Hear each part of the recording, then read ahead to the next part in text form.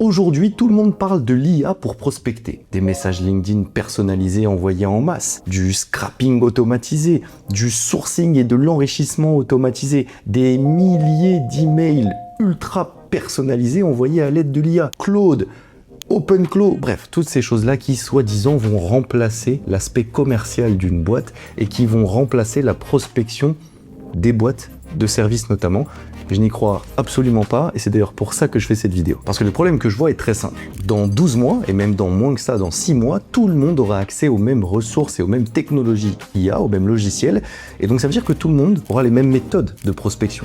Tout le monde aura les mêmes séquences, tout le monde aura la même manière de sourcer, tout le monde aura la même manière de venir enrichir les prospects et de venir les attaquer justement sur LinkedIn, via les mails, via même le téléphone, puisqu'on a des IA téléphoniques aujourd'hui. Et donc comment est-ce que tu vas pouvoir te différencier parmi cette masse d'entreprises qui va prospecter les mêmes personnes que toi? Parce que le résultat, côté décideur, donc côté des gens qui vont t'acheter, ça va être des boîtes mail complètement saturées de messages qui sont cartographiés IA à des milliers de kilomètres, ça va être de la friction par rapport aux démarches IA, ça va être un espèce de dégoût en fait qui va se créer chez eux par rapport à ces démarches de volume faites par l'IA, et donc toi tu vas te retrouver noyé là-dedans. Parce qu'il y a une phrase qui m'a beaucoup marqué, c'est que plus l'acquisition devient facile, moins elle devient efficace. Parce que pendant que tout le monde automatise, les vraies relations humaines, elles vont prendre encore plus d'importance. Je t'ai mis une petite statistique là sur l'infographie que j'ai sur mon iPad avant de commencer cette vidéo, qui te montre tout simplement le taux de réponse du cold email en B2B sur les 4 dernières années, même 5 dernières années, et tu vois qu'on est passé de 8,5% en 2019 à, en 2025, parce qu'on n'a pas encore la stat de 2026, 4%. C'est-à-dire que le cold email à lui seul, je t'ai même pas parlé des autres techniques de prospection, a perdu 100% d'efficacité. Donc son efficacité a été diminuée par 2. Pour moi, c'est fataliste comme statistique et ça nous permet de prouver ce que je suis en train de te raconter. Donc dans cette vidéo, on va voir en 6 parties comment est-ce que l'événementiel, comment est-ce que miser sur les relations humaines, les vraies relations humaines, va pouvoir te différencier de la concurrence et va pouvoir remplir ton CRM et ton pipe de prospects qualifiés. Avant de commencer avec la partie 1, si tu ne me connais pas, je m'appelle Clément, j'ai fondé Le Charbon, qui est l'incubateur référence des freelances et des agences. On en a accompagné plus de 200 depuis 2 ans maintenant. Et avant ça, j'avais moi-même ma propre agence de communication, Horus, que j'ai revendue en juin 2024. Et aujourd'hui, je passe mon temps et donc toutes mes journées à essayer d'améliorer la vie des fondateurs et fondatrices qu'on accompagne à travers l'augmentation du chiffre d'affaires, l'augmentation des marges et la sortie de l'opérationnel. On est parti. Et on est parti avec la première partie de cette vidéo, la réalité psychologique derrière le marché. J'ai mon petit iPad juste ici qui va nous donner des statistiques intéressantes et je veux te parler en fait de l'aspect global du marché quant à l'IA. Aujourd'hui, on se retrouve face à un cas de figure qu'on a déjà connu par le passé, mais qui s'accentue. Les décideurs, donc les personnes qui ont les budgets et qui potentiellement vont t'engager toi en tant que boîte de service pour justement leur délivrer des services, ont des boîtes mail qui sont complètement saturées, mais aujourd'hui elles sont saturées avec des messages IA. Et aujourd'hui, les gens sont en capacité de faire la différence entre un message personnalisé fait à la main et un message personnalisé fait à l'IA. Ils ont des dizaines de messages LinkedIn, donc leur boîte réception LinkedIn aussi est complètement morte, et ils sont en capacité, comme je te disais, de reconnaître des séquences à l'IA à des dizaines de kilomètres. Ça se voit, et donc c'est très mal vu aujourd'hui d'envoyer des messages de prospection en masse avec l'IA. Ce que ça crée aussi chez ces décideurs, c'est une espèce de fatigue, une espèce de méfiance par rapport à tous ces sujets-là et par rapport à tous ces messages de prospection. Et donc en fait, quand tu envoies ce genre de message à une personne, et donc à un décideur que tu essayes de transformer en client, elle va automatiquement te mettre dans une catégorie de, entre guillemets, tu m'embêtes, je n'ai pas envie de parler avec toi parce que tu n'as pas pris le temps de savoir réellement qui j'étais et ce dont j'avais besoin. La psychologie derrière tout ça est très simple. Quand le volume augmente, la valeur perçue chute. Et c'est exactement ce qui se passe avec ta boîte si tu te mets à pratiquer ce genre de choses avec l'IA. Personne veut parler à une machine, personne veut expliquer ses problématiques à une IA, et personne n'a envie de discuter avec des sales ou avec des fondateurs, fondatrices qui ne prennent pas le temps d'aller créer et de tisser des vraies relations avec leurs prospects. Et bien évidemment, c'est le but de cette vidéo aussi, plus le contact devient automatisé et IA-isé, entre guillemets, même si ça veut rien dire, plus les vraies relations humaines ont une importance et sont des facteurs de décision pour les prospects. Je t'ai mis encore une fois une petite infographie. Je te mettrai d'ailleurs toutes les sources dans la description de cette vidéo comme d'habitude, qui nous donne en fait les taux d'ouverture, si tu veux, par cold mail depuis 2023. Et on est à 27,7% aujourd'hui de taux d'ouverture en cold email, ce qui est plutôt pas mal. Mais si tu zoomes un peu dans l'infographie, tu vois qu'on était à 36% en 2023. Et pour moi, ça ne va pas cesser de baisser. Pareil, on a 95% des cold email qui sont sans réponse. C'est cohérent avec la stat que je te disais au tout début, où en fait, aujourd'hui, les taux de réponse en cold email, il est aux alentours des 5%. On a entre 1 et 5% des gens qui obtiennent une réponse via sur 100 cold email. Ça, c'est complètement fou. Et on a 17% des cold email qui n'atteignent jamais la boîte. Alors là, encore une fois, je te fais des stats par rapport au cold email parce que c'était les stats que j'avais le plus proche de moi, mais honnêtement, elles sont quand même assez aberrantes ces statistiques et elles prouvent tout ce que je suis en train de te dire. Ça ne marche de moins en moins. On passe à la partie 2 et c'est ce que j'ai appelé la logique contrariante. En vrai, dans l'acquisition, il y a une règle. Quand tout le monde va vers une direction, normalement, tu gagnes lorsque tu vas dans la direction opposée. Et c'est très vrai dans la vie, mais en acquisition, après 5 ans à en faire comme un bourrin, je me rends compte que c'est d'autant plus vrai. L'opportunité est donc dans la direction opposée à toutes les personnes qui justement vont vers l'IA, vont vers l'automatisation et vont vers cette prospection sans âme. Aujourd'hui, tout le monde va chercher à automatiser, à scaler le volume, à chercher des hacks. La dernière fois, je me baladais sur LinkedIn et je voyais énormément de nouveaux posts un peu lead magnet qui disaient « Grâce à Claude Cowork, j'ai réussi à obtenir 62 rendez-vous en 2 jours, il m'a tout automatisé. » Ou « Grâce à OpenClaw, j'ai réussi à faire ci, à obtenir 46 rendez-vous. » Et ça me faisait assez rire parce que justement, je voyais cet avènement pour toutes ces méthodologies-là et moi, derrière, je me frottais les mains. Je me disais, mais attends, vu que tout le monde va dans cette direction-là et cherche à travailler le moins possible pour acquérir des clients, la logique contrariante, entre guillemets, c'est d'aller à la direction opposée, de se prendre la tête, de prendre du temps, de personnaliser et de rencontrer les gens. Et là, ça va déboucher sur quelque chose parce qu'on sera les seuls à le faire. Tout le monde va dans la direction de l'IA. C'est donc pour ça que je voulais te parler de cette partie-là. Le but de cette logique contrariante, c'est de te faire comprendre que tous les gens vont aller vers gagner du temps, moins rencontrer, moins parler avec leurs prospects. Toi, il faut que tu ailles à l'inverse, opposé. L'outil le plus puissant pour ça, et c'est le titre de la vidéo, c'est l'événementiel. Je vais t'en parler juste après. On a un cas de figure pour nous qui a extrêmement bien marché. Et on a aussi des agences au sein du Charbon, qui utilisent ce levier-là de l'événementiel, avec qui ça marche vraiment bien. Mais ce que l'événementiel procure, l'automatisation et l'IA ne le procurera jamais. Tu vas avoir du temps partagé, tu vas avoir de l'attention réelle, tu vas avoir une confiance qui est accélérée et tu vas avoir une relation immédiate avec la personne qui est en face de toi. Ça casse toutes ces barrières dans lesquelles tout le monde se retrouve et vers lesquelles tout le monde va. Encore une fois, logique contrariante, quand tout le monde va dans un endroit, essaye d'aller à la direction opposée parce que normalement, tu gagneras et surtout en acquisition. Et tu vois, pour conclure là-dessus, un événement en une journée fait ce que des dizaines, voire des centaines, voire même des milliers d'automatisations ne fera jamais. Je t'ai mis encore une fois une petite infographie juste ici avec des statistiques intéressantes. On disait tout à l'heure qu'il y avait 5% de taux de réponse sur les campagnes de cold email. Si tu scales le volume, si tu augmentes la personnalisation IA, mais que tu fais tout le temps du volume et que tu veux passer moins de temps, tu vas te retrouver avec un taux de réponse de 5%. Versus l'opportunité de l'événementiel, on va en parler juste après dans la partie 3, avec une certaine étude de cas que nous on réalisait quand j'avais mon agence. Ça crée des interactions humaines, tu as du temps partagé, tu as une confiance accélérée, et cette statistique qui nous intéresse particulièrement, c'est celle-ci. 72% des participants achètent aux exposants rencontrés, ou du moins aux personnes rencontrées, et ça c'est sur l'événementiel dans sa globalité. Donc attention, on prend avec des pincettes ces statistiques-là, hein. Ça ne s'adresse pas uniquement aux entreprises B2B qui font du service, mais quand même je trouve ça hyper marquant, c'est pour ça que je te l'ai mis. 72% des gens qui participent à un événement et qui rencontrent du coup les commerciaux ou les fondateurs qui sont sur cet événement, achètent derrière. C'est assez fou, donc ils achètent peut-être pas dans la semaine, hein, mais ils vont acheter quelque part après. Et tu vois, encore une fois, sur cette infographie, je vais la répéter parce que c'est pour moi la phrase la plus importante. Quand tout le monde va dans une direction, l'opportunité est dans la direction opposée.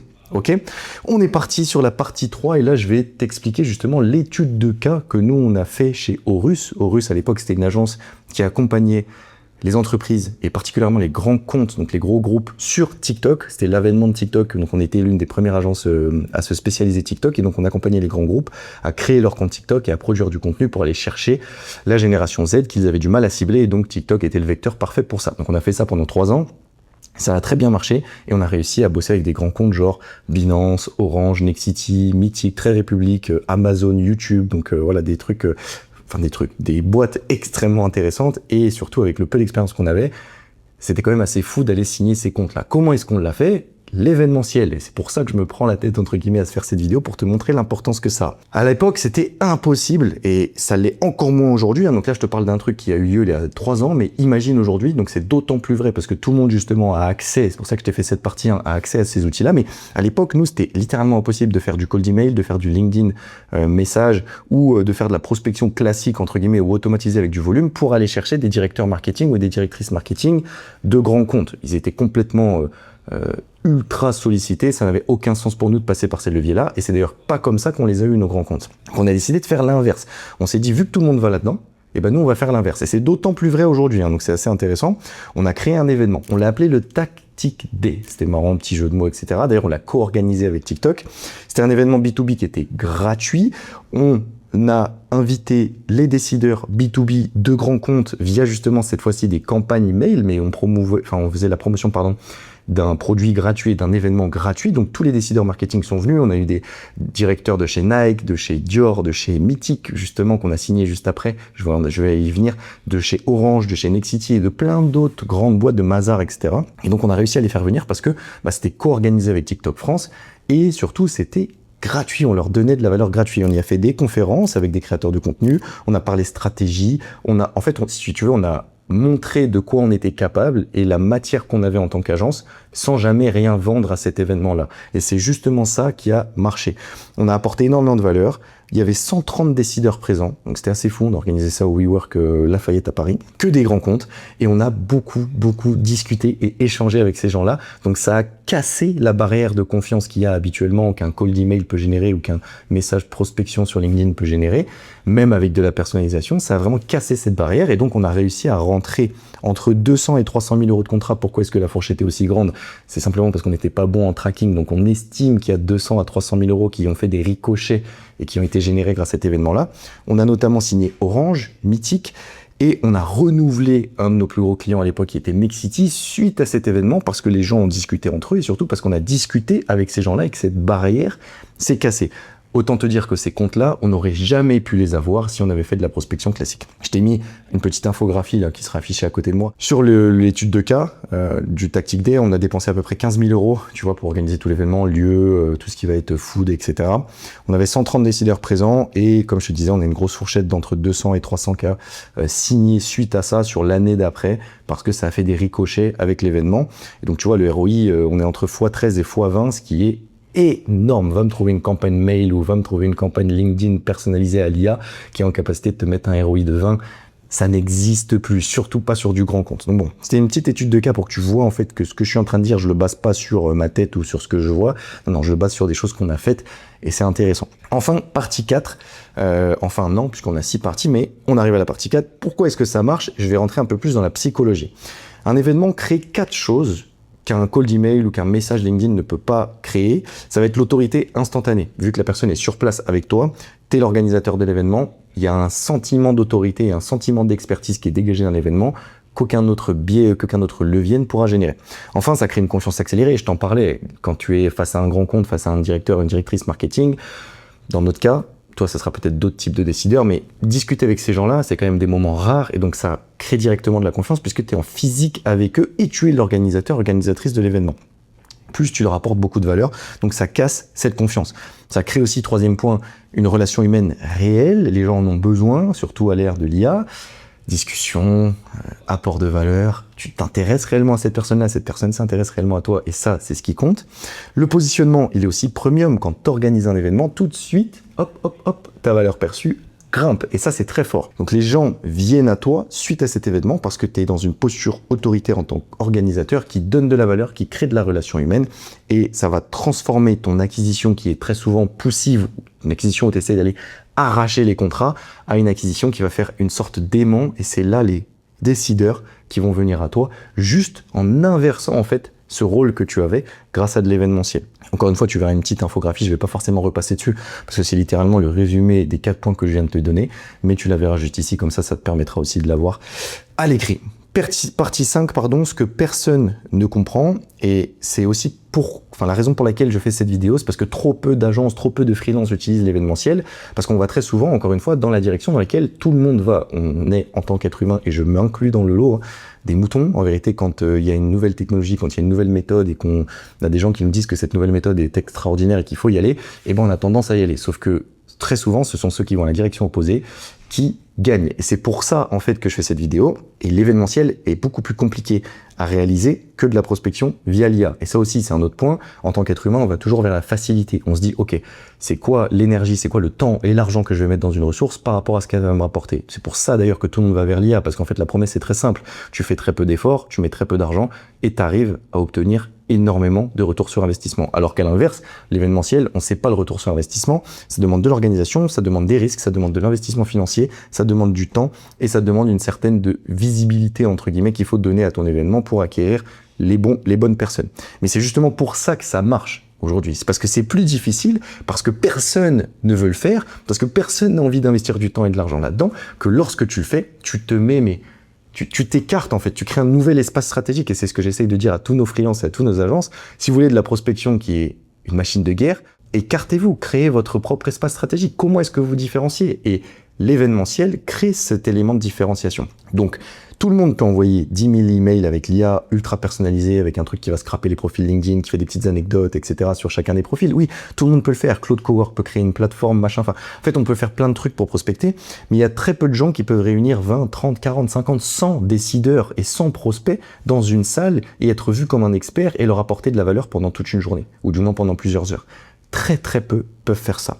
La barrière à l'entrée, elle est extrêmement élevée en événementiel. La barrière à l'entrée sur l'IA, elle est inexistante et elle va être de moins en moins existante, pour être honnête, parce que tous les outils n'ont qu'une seule obsession, acquérir un maximum d'utilisateurs, donc ils vont faciliter l'accès à ce genre d'outils. Tout le monde pourra l'utiliser, même quelqu'un qui n'est pas technique pourra utiliser l'IA pour prospecter, c'est leur but, ils veulent faire de l'argent avec. Et le fait de comprendre ça, ça te crée un avantage, parce que tu mets plus d'énergie, oui, mais ce que tu en ressors derrière, c'est que tu te sépares complètement de la concurrence. Je t'ai mis encore une fois une petite infographie pour résumer ce que je te disais, mais tu vois, tu as un aspect premium en fait, qui est dégagé tout de suite lorsque tu organises un événement, versus tu te fonds dans la masse en fait, lorsque tu fais de la prospection à l'IA comme tout le monde. Enfin, partie 6, et cette fois-ci j'ai le droit de dire enfin, puisqu'on arrive à la partie 6, juste avant la conclusion. Comment est-ce que toi tu peux appliquer ça, freelance, agence? Comment est-ce que tu te dis, ok, bon, il est sympa lui, il m'a fait cette petite vidéo sur l'événementiel, mais comment derrière est-ce que moi je peux appliquer ça, sachant que j'ai pas forcément 15 000 € à mettre dans un événement et que j'ai pas forcément la force de frappe pour réunir 130 décideurs? T'inquiète pas, il y a des entre-deux et il y a des choses bien plus en amont de ça, c'est justement pour ça que je t'en parle. Tu as plusieurs points, et tu vois, c'est ce que nous, on propose à nos agences. Tu as des types de workshops, en fait. Tu peux faire un petit déjeuner, par exemple. Ça, tu réunis 5-6 personnes et tu fais un petit déjeuner. Ça se fait beaucoup. Il y a pas mal d'agences qui le font aussi. Tu fais un petit déjeuner dans un hôtel. Ça peut te coûter entre 50 et 100 € par tête. Tu invites 5-6 décideurs et vous échangez sur ces sujets-là. Pareil, en format dîner, etc. Ça peut être intéressant. Tu peux faire des petites masterclass privées. Tu loues une petite salle et t'invites 1 ou 2 experts, ou alors c'est toi-même qui parles sur ton sujet d'expertise et tu vas inviter des décideurs. Tu peux aussi faire, et c'est ce format-là, moi, que je te conseille de faire, parce que celui qui apporte le plus de ROI par rapport à l'investissement initial, des petits workshops d'entre 10 et 20 personnes. Pareil, tu loues une petite salle, un hôtel par exemple, ça coûte pas très cher. Tu prends des petits pains au chocolat, petites boissons, etc. chez un traiteur, ça te coûte pas très cher. Et t'invites entre une dizaine et une vingtaine de décideurs marketing avec qui tu vas passer entre 2 et 4 heures pour parler de sujets qui sont liés à ton expertise et à tes livrables derrière. La logique en fait est très simple derrière ces formats, parce que là je t'en ai donné 2 ou 3, mais il y en a des dizaines hein, que tu peux inventer et tu peux être inventif là-dessus. C'est que tu as une cible précise, donc tu restreins l'accès à ces événements à une cible bien spécifique qui est ta cible. Tu es obligé, entre guillemets, de parler sur un sujet qui correspond à tes livrables et donc qui est ton domaine d'expertise. Tu apportes une valeur maximale là-dessus. Tu ne cherches pas à vendre. Ce sont les 4 points les plus importants lors de ces événements. Et enfin, l'objectif principal de tout ça, c'est pas de faire du ROI directement, c'est pas de faire de la vente. Non, c'est de créer des relations humaines, de casser cette barrière à la distance et derrière, tu verras par ricochet, ça ira chercher de la vente. Voilà, je t'ai mis une petite infographie là juste ici avec les différents formats, la workshop, petit-déj, masterclass, études de cas que tu pourras aller checker et les différents prix que ça peut coûter, même si ce sont des grosses estimations, hein, ça peut varier de plein de choses, mais bon, ça je te laisserai organiser ça tranquillement de ton côté. Voilà, pour finir, je te remets une petite infographie pour faire ma petite conclusion. J'espère que j'ai pas été trop fastidieux dans cette vidéo. D'ailleurs, mets-moi dans les commentaires si ça t'intéresse que je fasse des sujets comme ceci, parce que là, c'est un sujet qui est vachement technique, mais par contre, si tu l'appliques, ça peut être extrêmement intéressant. Et ça, c'est un sujet que je n'ai jamais vu sur YouTube, tout simplement, parce que bon, la plupart des gens, on va pas se mentir, qui vont faire des vidéos sur les freelances ou sur les agences n'en ont jamais eu une. Moi, je sais que l'événementiel marche parce que pour le coup, je l'ai déjà fait. Mais tu me diras si tu veux que je te fasse des sujets comme ça. En tout cas, je trouvais ça intéressant. Le biais par lequel j'ai pris la vidéo, je trouvais ça intéressant. Pour conclure, tu le sais, je le répète et je l'ai dit à l'intro et tout au long de cette vidéo, l'IA va faciliter l'accès à la prospection de masse, même la prospection personnalisée de masse, parce que les IA sont aujourd'hui capables de faire de la personnalisation. Ça va standardiser tout ça, ça va créer encore plus de volume, encore plus de volume et encore plus de volume. Tout le monde va aller dans la même direction parce qu'en tant qu'être humain, on est tous des moutons et on va tous faire la même méthodologie, donc tout le monde aura la même chose. Ce qui va se passer, c'est que de l'autre côté, les décideurs marketing qu'on essaye tous d'aller chercher, eh ben, ils ont toujours le même budget, mais par contre, ils ont des dizaines de milliers de personnes qui vont essayer d'aller gratter ce même budget avec les mêmes méthodologies. Ils vont créer un certain dégoût, une certaine friction et un certain rejet à ce genre de méthode. L'IA va se cramer à des milliers de kilomètres et de l'autre côté, on aura des gens qui vont prendre la direction opposée, notamment en créant des relations solides avec leurs prospects, des vraies relations sans vente forcée ou sans vente directe via du humain à humain via de l'événementiel qui vont, pour moi, rafler la mise. D'ailleurs, nous, avec le Charbon, on est à fond là-dedans puisqu'on organise des événements littéralement tous les mois avec nos agences parce qu'on sait très bien l'importance que ça a. Si tu veux signer des clients premium, si tu veux augmenter ta valeur ajoutée, si tu veux trouver enfin une méthode d'acquisition qui va te séparer du volume et du brouhaha de tes concurrents, l'événementiel est fait pour toi. Et attention, je vais mettre un énorme disclaimer ici avant de conclure la vidéo. L'événementiel n'est pas fait pour toutes les personnes, donc c'est pas fait pour tous les fondateurs et fondatrices. Il faut quand même être assez à l'aise avec le fait de rencontrer les gens. Et surtout, c'est peut-être pas fait dans ton contexte. Ok, donc ça, à voir, à discuter. Potentiellement, si ça t'intéresse de discuter avec nous et avec notre expert, bah, tu pourras prendre un call dans la description. On met toujours notre petit calendrier si jamais tu veux voir comment on peut accompagner ton agence ou ton activité de freelance. Mais ce que je veux dire, c'est que je pense que dans la majorité des cas, c'est fait pour l'agence ou pour le freelance, l'événementiel. Tout ce que je viens de te dire s'applique à tout le monde, mais il y a certaines personnes qui n'ont pas envie de faire de l'événementiel ou qui n'auront aucun intérêt à le faire. Mais ça reste du cas par cas. Sur ce, je conclue cette vidéo. Tu as toujours la petite infographie avec la statistique intéressante, mais surtout la différence entre l'avant et après, entre ce qui se passe avant un événement et ce qui se passe après un événement. Je te dis à très vite pour de nouvelles vidéos. J'espère que celle-ci t'aura plu. J'ai parlé avec beaucoup d'intensité, beaucoup de passion sur cette vidéo. J'espère que ça s'est entendu. J'espère surtout, et c'est ça le truc le plus important, que tu pourras en ressortir des choses applicables que tu pourras mettre en place directement chez toi. Et puis, on se dit à très vite sur cette chaîne.